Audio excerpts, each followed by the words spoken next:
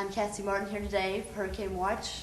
We're interviewing Melissa Milleron. She wrote the book Can't Stop, Story of One Man's Fatal Addiction. We're just going to interview her today and find out a few things about the book, her inspiration, and herself. Hi, how are you doing today? I'm good, and yourself? Good. So where did you grow up? Did that influence your book at all, any of the characters? I grew up in Buffalo, New York, in the north, and my aunt raised me a lot, and so when I was reading her books in her house, all she had was Stephen King, so I pretty much got my inspiration from him. So how long have you been writing?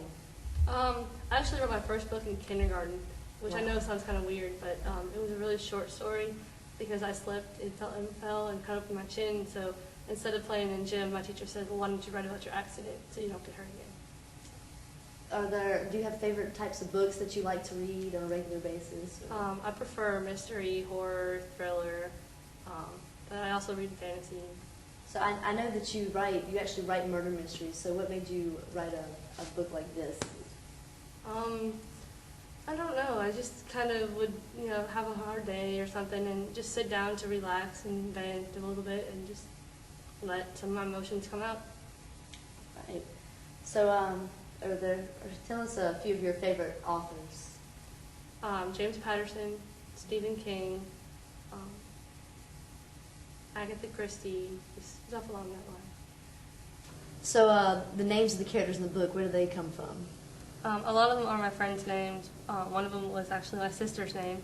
The elderly couple, Sarah and Perrin. Perrin is my boyfriend's name, and Sarah's my sister. And I kind of put them together to kind of be ironic because they actually don't get along very well at all.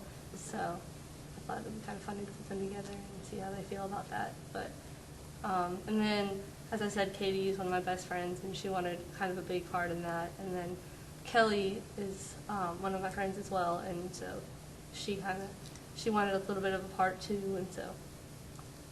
So you use your friends a little bit for inspiration for your characters? Kind of. I always made sure to ask them before I let them kill them because I'm like, is it okay if I kill you in the story? Nothing personal, but it just helps the story move on and help me kind of get to know the character a little bit better because I could base them off of people in my life. Let's talk a little bit about the book. Character Will, any particular place where you got inspiration from him? Just movies and books I've read in the past. Just he kind of fits the type, like the stereotype of a killer, kind of secluded, lonely, bad childhood. I mean, he always knew he wanted to kill. And he wasn't sure who or whatever, but he always planned it out elaborately before each kill. And so a lot of them are similar, but they each have their own unique flair to them. Okay, this book kind of had a pattern with the killings. Was there always a specific pattern that you knew for that to happen? Yeah, he kind of, planned out each one carefully and kind of followed the same ways that he did, in each killing. It kind of was similar to the one before it. Right. The only thing unique was the style in which he killed. And this is a funny question. How did you come up with such elaborate deaths?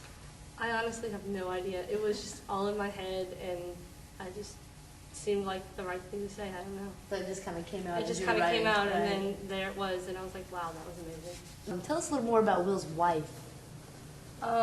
He really loved her.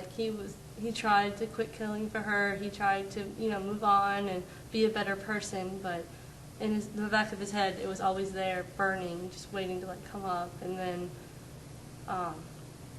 it turned out to bite him pretty hard in the butt afterwards.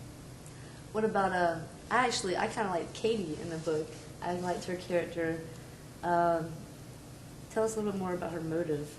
Well, she's actually based off of one of my friends, Katie, who is just crazy, and so, but her motives were pretty much her boyfriend was killed by Will, and she did a lot of research to find out who he was, and, start following him around and get to know him and stuff, and figured out he had a wife, and so she kind of wanted him to suffer the way she had to suffer after her boyfriend was killed, and in the end, I'd say she succeeded in what she wanted. Definitely. When can we expect to see your book out? February 11th. February 11th. All right. Do you have any encouraging words for the GSW students, maybe other writers that go to GSW? Keep trying. If the publishing companies say no, send it to a different one. Send your manuscript out. Get it out there. That's the best thing to do.